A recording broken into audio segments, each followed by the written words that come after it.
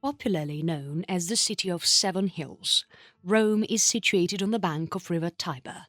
The city is situated to the west of Apennine Mountains and is located close to Rhenian Sea. Archaeological evidences show presence of human in the area of Rome that go back as far as 5,000 years. Legends and an ancient Roman scholar, Marcus Terentius Varro, say that Rome was founded in April 21st, 753 BC. The story of twin brother Romulus and Remus, where Remus dies and Romulus becomes king, is often known as the day when Roma was founded. Etruscans took over the city in 640 BC and several kings ruled it for more than a century.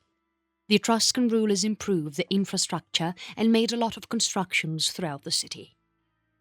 509 BC saw the last of Etruscan ruler Tarquin Superbus, and the coming 4 centuries was ruled by a republic, which was a small group of aristocrats who looked after the economies, politics and social life of the city and its people. The Romans had strong military forces and quickly took over Italy and then Carthage, taking control of the western Mediterranean region. The huge size of Rome always posed a problem for its rulers like Pompey, Sulla, Gaius and Julius Caesar. The first emperor of Rome was Octavian, who was later known as Augustus. Augustus has command over 26 legions, and he and his successors were given several powers by the Senate for life. As an emperor, Augustus had tremendous powers, and he and his group of political administrators built several temples, monuments, aqueducts, arenas, and other buildings. Several emperors and rulers followed Augustus, under whom Rome and his people saw it flourish and fall. Standing tall today, Rome is a centre of attraction for many tourists, still holding within it an ocean of heritage, culture, and history. Ancient Rome. How the name Rome was given.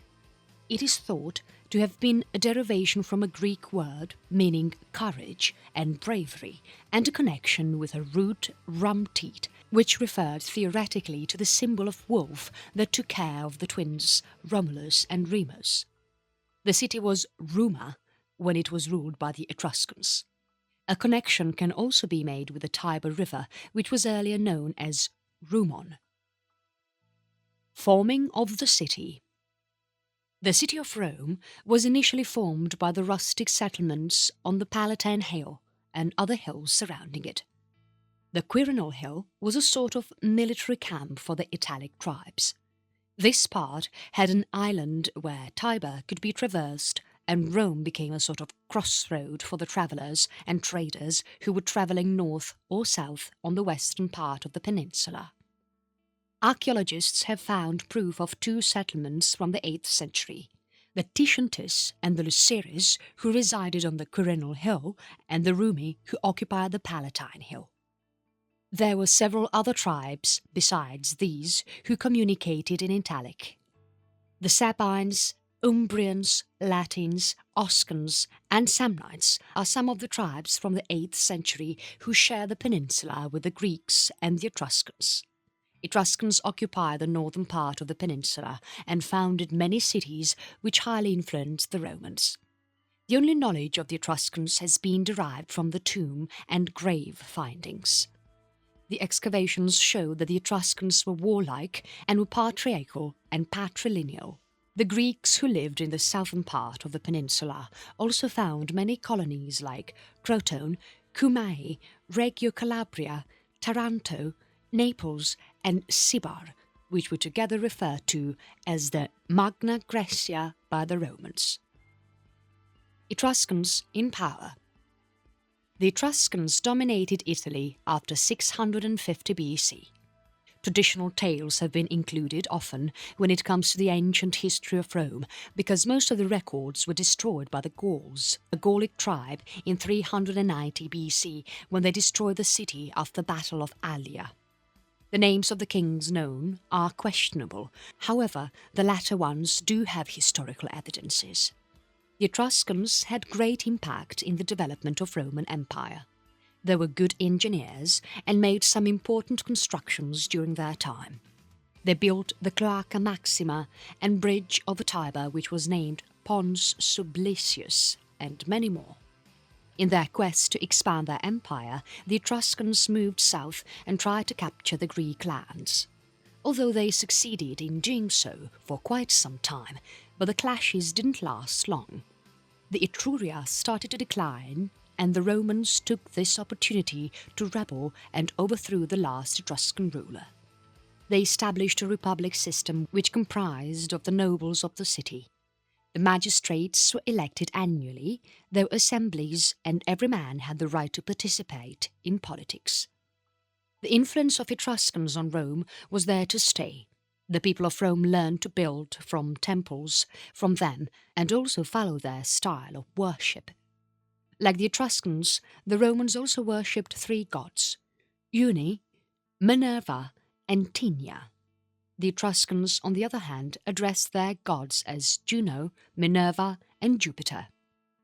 Although Rome is seen to have been influenced by the Etruscans, the Greek influence on the Romans overpowers the Etruscan culture. Roman Republic. Rome dominated the Latium by defeating the nearby Latin countries and an important Etruscan country of Veii. The Etruscans were now confined to Etruria. Somewhere in the end of 6th century BC, Rome and Carthage together made a treaty which clearly demarcated the boundaries and structured trade among them.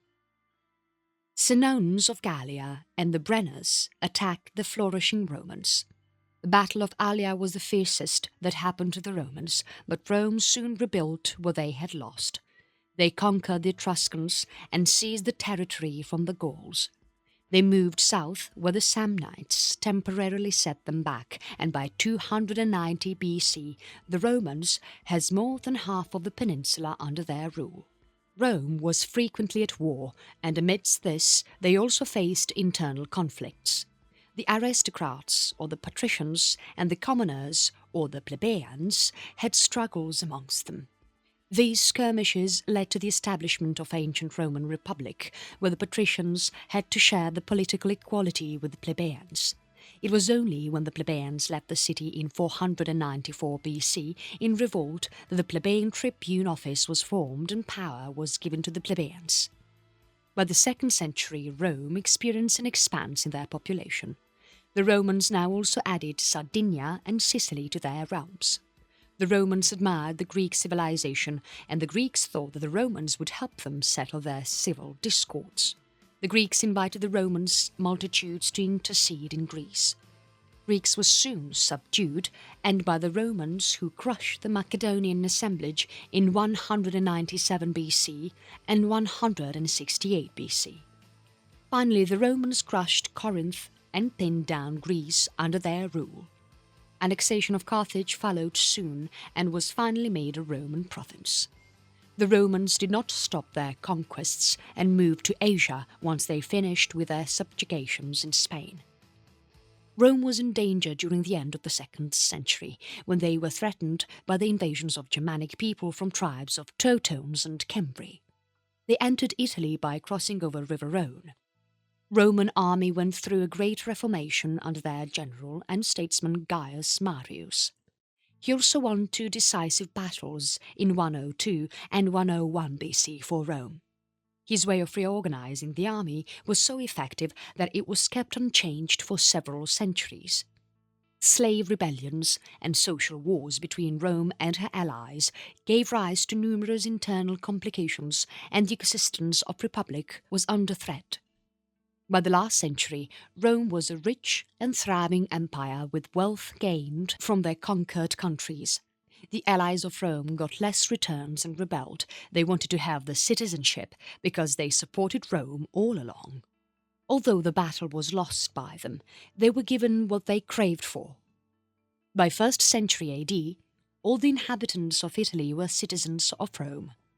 The political ways of the Republic was now unable to control the demands of the Romans and cope with any turbulence caused in the empire. The first triumvirate between Pompey, Julius Caesar and Marcus Crassus, dictatorship of Sulla and peculiar commands of Pompey made it obvious that the Republic would not last long. Julius Caesar suppressed opponents in the January of 49 BC and took Rome under his control. He ruled Rome for 4 years before he was assassinated in 44 BC. The leaders of the Senate, Gaius Cassius Longinus and Marcus Junius Brutus, one of the assassinators of Julius Caesar, tried to establish the Republic once again, but was subjugated by Caesar's nephew and his lieutenant, Octavian and Marcus Antonius, respectively. Octavian and Marcus Antonius struggled for power for about 6 years, and on 2nd September 31 BC, Octavian won the final battle, which took place in the sea. Octavian was now the ruler of Rome and is also considered the first emperor of Rome. 2nd September 31 BC is also when the Republic ended and the time Principate began. Roman Empire. Early Empire. Rome was in its zenith of splendour by the time the Republic crumbled. It was by a very inch a befitting empire to rule the Mediterranean as a capital. The population was at its peak and reached over 3.5 million, and Octavian, who was now given the title of Augustus, made sure that Rome increased her finery every day. Augustus has been praised for founding Rome as a city of brick and have left it as a city of marble. Augustus completed many of Caesar's projects and also had several constructions under his command. Successors of Augustus continued to develop the city. During the rule of Nero, Rome was vanquished by fire on the night estimated between 18th and 19th July 64 AD. This fire is referred to as the Great Fire of Rome. Much of the city was destroyed by the fiery rage, but this only gave way for newer development. Industry and commerce had a very small part to play in the administration of Rome. So in order to sustain a huge population, the required necessities were fulfilled by other parts of the empire. The payment towards the purchases was collected from the public through taxes. During the end of 2nd century, the population of Rome deteriorated. When Marcus Aurelius was the emperor, Rome was struck by a deadly plague known as Antonine Plague. An average of 2,000 people died every day. Marcus Aurelius' death in 180 AD marked the end of the rule of 5 good emperors. Pax Romana, or the era of peace and growth, came to an end.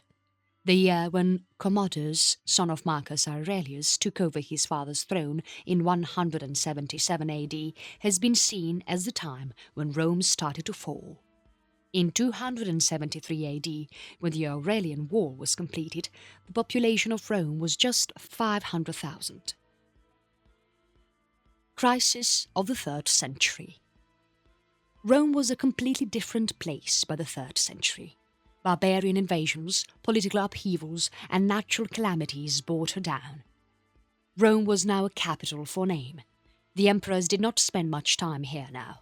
Towards the end of the 3rd century, under the Diocletian's reforms, Rome was stripped of the duties of being the official capital of the empire.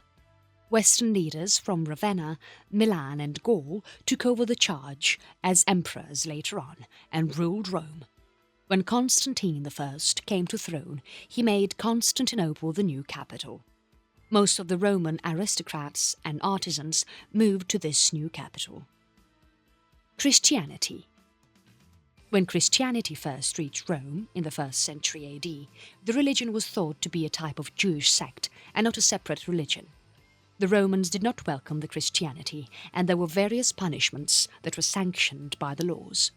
It took about 2 centuries for Christianity to be accepted, and the laws moderated and made in their favour. The first Christian emperor was Constantine I, and in 380 AD, Emperor Theodosius I made Christianity the official religion of Rome. As Rome converted to Christianity, Bishop, who was later referred to as the Pope, took charge as a senior religious figure officially in 380 AD in the Western Empire.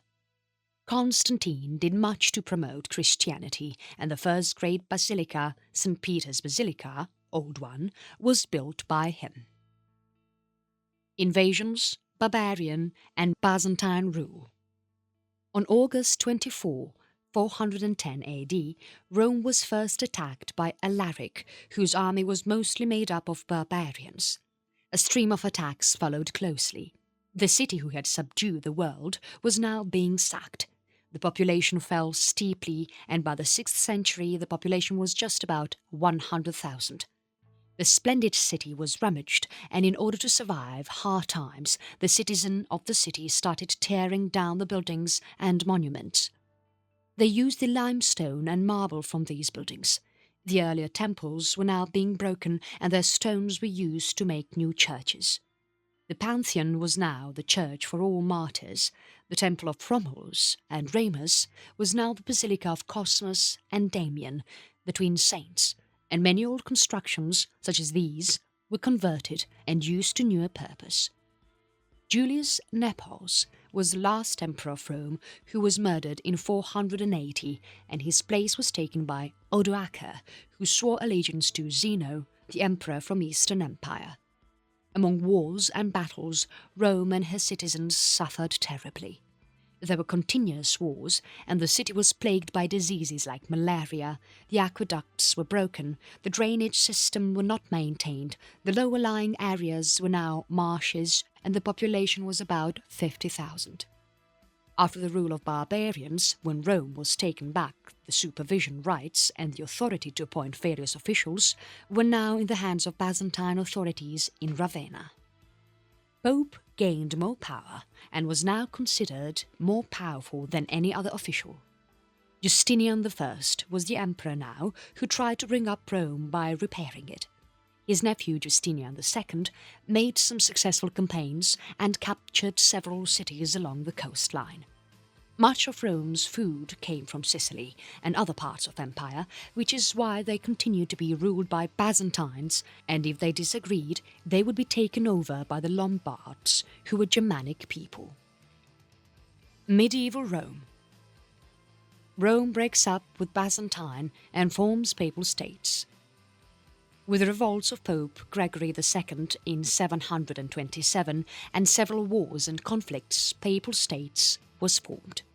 The Lombards joined hands with the Byzantines, and even though the city was protected by an immense wall, the risk was great. Pope Gregory III was the first to ask help from another kingdom. The Lombard kings were aggressive and considered Ravenna and Ferrara with Rome as their next target. Pope Stephen II went to seek help in France from the king, Pippin the Younger.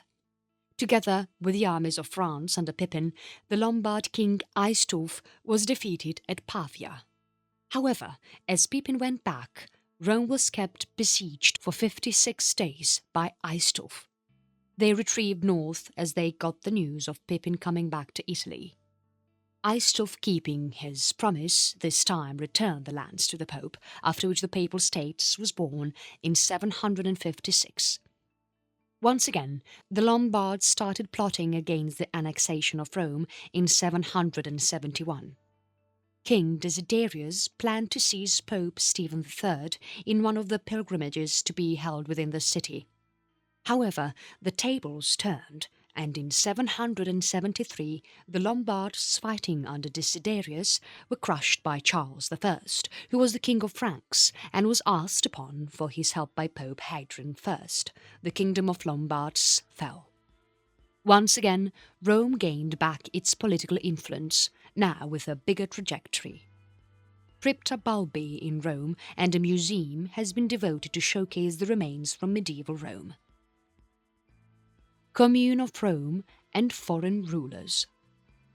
After the year 800, when Charles I, or Charlemagne, was crowned, the Holy Emperor of Rome by Pope Leo III, Constantinople cut itself from the empire. Charlemagne expanded Rome's boundaries, and Rome now had other Christian western regions amalgamated within it. Once Charlemagne died, the other kings could not lead, and therefore there were constant rivalries that the Church had to face from the public. There was a document known as Donation of Constantine, which was prepared by the papal notaries, which said that the Pope had authority over a certain dominion from Ravenna to Gaeta. This also meant he had the power to control the important policies and decisions of the empire. Only the very powerful popes could handle supremacy. The only problem with the papacy was that new popes were required to be elected every year, which caused a lot of havoc within the papal walls. Greed for power caused many aristocrats and people from noble families to influence the elections. Rome needed rebuilding after the city had been sacked by several intruders. The period of the older aristocrats was slowly fading and new families were taking their place. Powerful and wealthy families now supported in the construction of the city. The city was now made of traders, entrepreneurs and merchants. The citizens of Rome took inspiration from the neighbouring cities such as Viterbo and Tivoli and looked for freedom from the papacy. They wanted to adopt a communal status. Romans revolted in the year 1143 against the papacy, which led to the birth of Roman Republic, Senate and Commune of Rome. The people were not happy with the church rule, and the revolt, because of which the Commune of Rome was established, continued till 1155 before it was suppressed. The powers kept shifting between the Senate and Pope. It was during this time that the enemies took advantage and attacked Rome. To Rome's luck, the city was struck by plague, and Rome was spared. Another communal administration was set up in 1188 by Pope Clement III. Politically, there was always chaos and stability, something that was much needed in the empire. The popes and the noble families were always in conflict. Several rulers changed, and Rome was also ruled by foreign rulers for years until their rule was brought to an end in the Battle of Tagliacozzo in 1268. Among these years of conflicts and battles, when Nicholas III came into power in 1277, he relocated the popes to Vatican from Lateran. His order also stated that Rome could not be ruled by a senator who was a foreigner. In the 13th century, Rome went through a situation for decay for about 70 years. Not only were there no new constructions done, there were no efforts made to maintain the older ones. The city was in ruins. 13th to 15th century. In the 13th century there rose an Italian politician to power known as Cola di Rienzi. Before he could come into power, Cola was very popular among the people, and it was this power that helped him in capturing the Capitoline on May 20th, 1347. His deeds, once he came to power, were not impressive and was soon killed in one of the riots caused by an influential family. By 1378, there were several rulers who took charge of Rome, but were never successful in doing so. It was in this year that papal schism began. There were 3 men who claimed to be the true Pope of Rome. This lasted for 19 years, till the year 1417. The phase is also referred to as Western Schism or Great Schism. Martin V was elected to be the Pope once the papal schism ended. Renaissance in Rome. Rome is best known for its beautiful constructions, and it was in the 15th century when the papacy wished to bring about a Renaissance in Rome. They were thoroughly impressed by the Italians and wished the same for Rome. They started a spree of constructions of majestic churches, town squares, public spaces and bridges. Some of the most talented artists of all times were engaged to complete the work of art. Michelangelo, Raphael, Botticelli, Perugino, Ghirlandaio were some of the renowned ones whose work we all admire. The foundation of the Renaissance period for Rome was laid by Pope Nicholas V. Vespanzio da Bisticci and Lorenzo Valla belonged to this time. After centuries, Pope Nicholas V had managed to stabilize the political situation of Rome. The papacy had a strong hold of the administration of Rome. Any revolts were crushed, and the rebellions were punished severely. Successors of Nicholas V, Calixtus III and Tuscan Pius II did not keep up the work started by Nicholas V. Pope Paul II started the work of Nicholas V and introduced back carnival in Rome. Another important milestone in the history of Renaissance is when Sixtus IV was considered as the first Pope King of Rome. Although Sixtus IV indulged in politics too much, because of which wars took place and a huge amount of wealth was drained from Rome, he, just like Nicholas V, patronized art. He has the Academy reopened and started building the Vatican Library. The official existence of the Vatican Library has been considered to be on the June 15th, 1474. From churches to streets, he had everything rebuilt and constructed artistically. The Vatican Palace and Sistine Chapel have been decorated by some of the most prominent artists like Mino de Fiesole, Luca Signorelli, Sandro Botticelli and others. Michelangelo decorated the ceiling in the 16th century, which is gazed on by all who behold it. After the death of Sixtus IV on August 12, 1484, Rome was seen in a state of chaos once again. He was succeeded by Innocent VIII, whose place was then taken over by Pope Alexander VI. There were 220 murders in time between the death of Innocent VIII and the election of Pope Alexander VI. Such was the hunger for power. On December 31st, 1494, Charles VIII of France invaded Italy and made his way to Rome. Alexander VI hid himself in Castle Sant'Angelo, which was now a fortress. Alexander VI was politically shrewd and managed to chase Charles VIII out of Rome. Alexander VI favoured his son Cesare Borgia. Pope Julius II, in his reign from 1503 to 1513, took Roman Renaissance to its zenith. His successors, Leo X and Clement VII, upheld his work. Rome looked beautiful with so much art and beauty that was put into her. Raphael gained fame for his painting, while Michelangelo for his decorated ceiling of the Sistine Chapel. Rome was now losing its religious status and became a popular city for parties, feasts, immoral affairs, horse races and conspiracies. The Tuscan bankers in the city helped the city flourish in the economy. Early modern history of Rome. Rome was sacked in the year 1527 by the troops of Charles V, who was the Holy Emperor at that time. The soldiers trampled and crushed the city in the name of Pope Clement VII. About 1,000 people defending the city were executed before the soldiers started raiding the city. The Pope was imprisoned for months in Castel Sant'Angelo. This sack marked an end to the most marvellous eras of modern Rome. Martin Luther's claim about the greed of Pope for wealth resulted in travesty throughout Europe. Roman prestige was then questioned by the English and German churches. Pope Clement VII, successor Pope Paul III, was associated with nepotism. He drained the treasury and accumulated wealth for his son and family members. Yet he did contribute to the art and culture. His successors were not as strong and gave way for Spanish suzerainty. The next pope was elected in 1555. Pope Paul IV was not quite popular among the people and was on a hate list.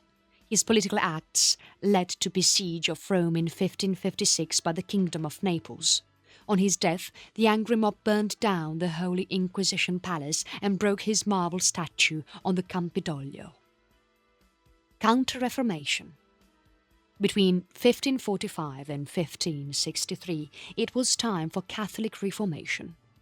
This was an effort to reform, and there were four main elements in this reformation: religious orders, political dimensions, ecclesiastical reconfiguration, spiritual movements.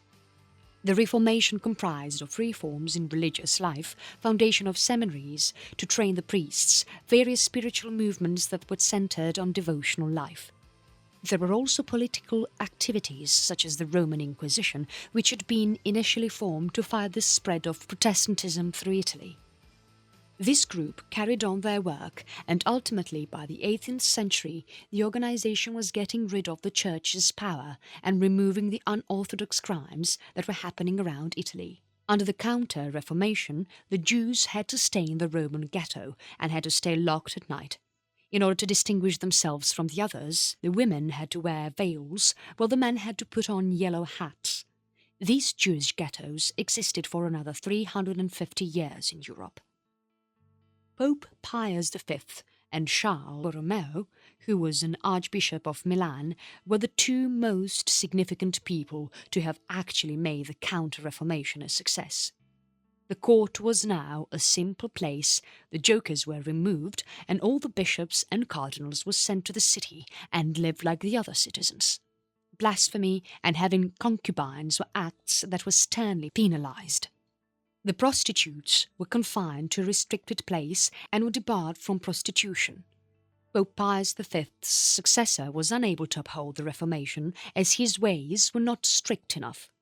The courtesans were back and the bad elements roved free once again, plaguing the Roman streets. Sixtus V, or Iron Pope, was firmer than Pope Pius V and was determined to reform the Church and its customs. Roman streets were cleaned of procurers, hooligans and duelling. The cardinals and nobles were not spared if they were wrong. The tax money was utilized for constructions and other public reform works. Newer houses were built and the streets were broadened. It was made a better place for the pilgrimages. Between 1595 and 1590, Rome underwent a massive change for good. 18th century was an important period for the Romans.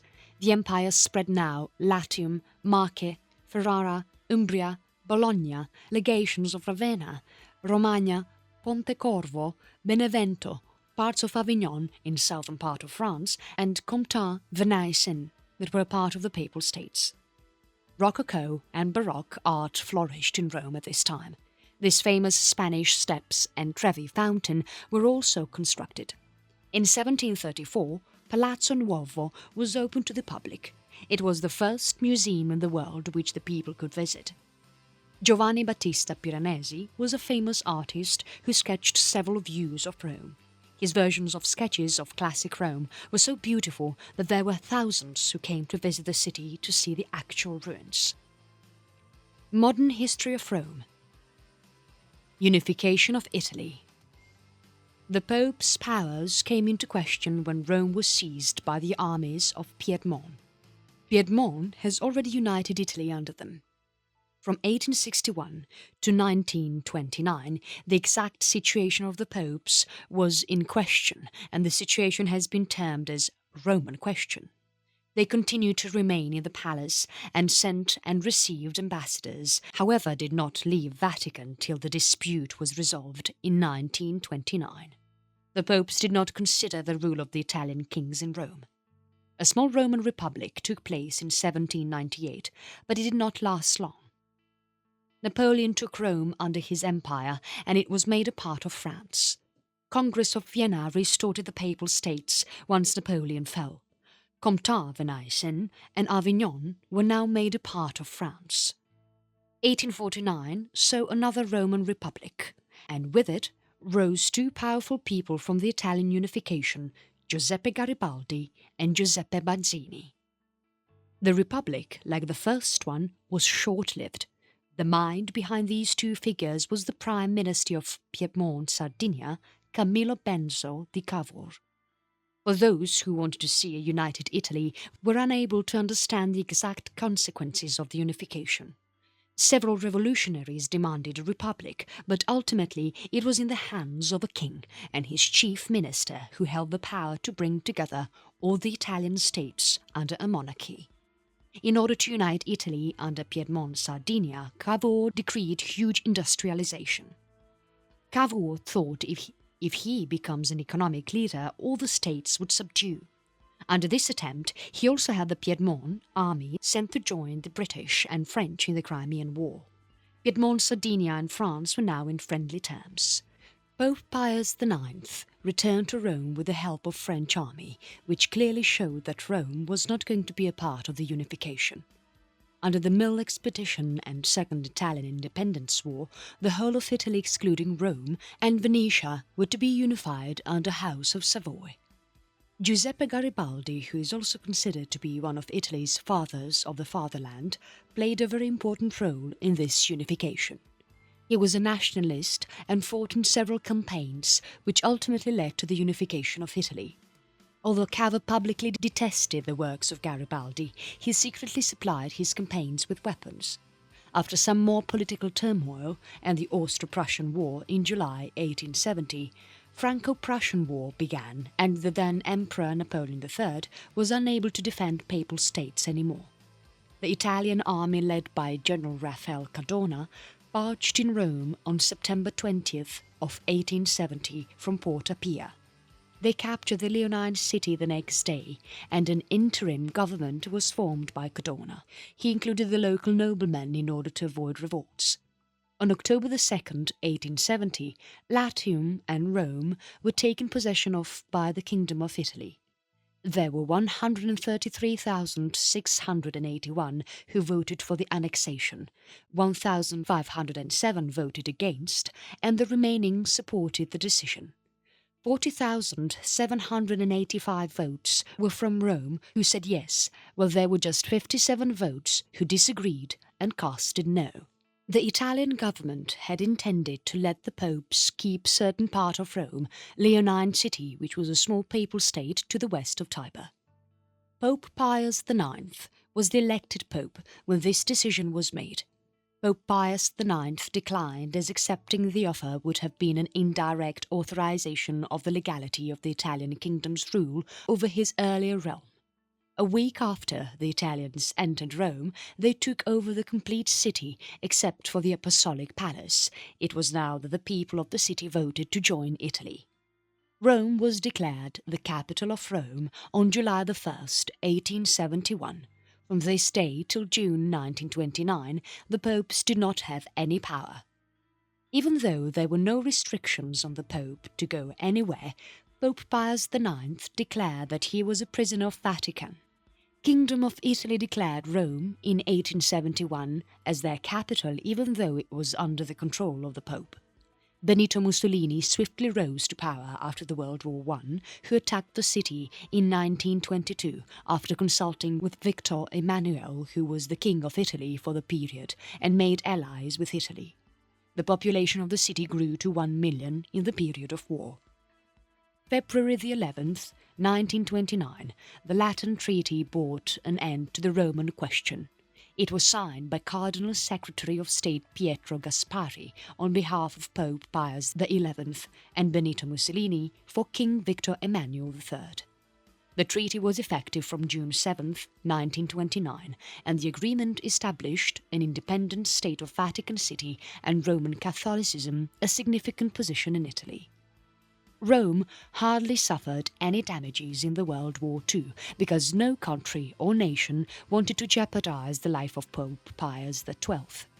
Rome agreed not to take sides in the World War II, and even though the German and Allies had occupied the city in 1943, the Vatican City was untouched. After the war, Rome grew in leaps and bounds. It was now a city of fashion in the 1950s, and classic movies such as Quo Vadis, La Dolce Vita and Ben-Hur were filmed in the famous Cinecittà studios. After reaching a population of 2.8 million in the 1980s, the population slowly went down as the people moved to neighbouring suburbia. Several important institutions and government offices, including the Parliament, are located in the capital city of Italy, Rome. The city was much talked about when Summer Olympics was held in 1960. The famous Thermae of Caracalla and Villa Borghese were used as the venue for the Games. The Olympic Stadium and Villaggio Olimpico were built especially for the Games and the athletes to stay. Their government cleverly utilized them later on by converting them to a residential area. Rome is a modern city, yet it embraces a long history, tales of kings and queens, religion and beliefs, art and culture, wars and battles. Although there is much history that is yet to be excavated, the existing palaces, churches, fountains, public squares and tombs are all examples of the talent that the ancient Romans possessed. Several museums, such as Galleria Borghese, Musei Capitolini and Vatican museums, have artifacts preserved from the ancient past. Every piece of art is admirable and exquisitely beautiful. Rome continues to be an important city in all over Italy. Roman history is much more than just black and white words. Besides the magnificence, glory and power, history of Rome also entombs gory political upheavals, murders, wars and battles. Rome was not built in a day, and it is definitely difficult to sum up its entire history. What remains from the past is the Colosseum, the arcs of different emperors built in the memory of the triumphs over different places, basilicas, tombs, the famous Circus Maximus, forums, temples, the famous Ludus Magnus, where the gladiators were taught to fight, Pantheon, and the Ostia Antica, which is a port that has been preserved from ancient Rome. Rome is a hub for art and architecture that holds epochs of its gigantic history. Regular excavations continue to reveal some more of its past grandeur. Roma, you continue to awe.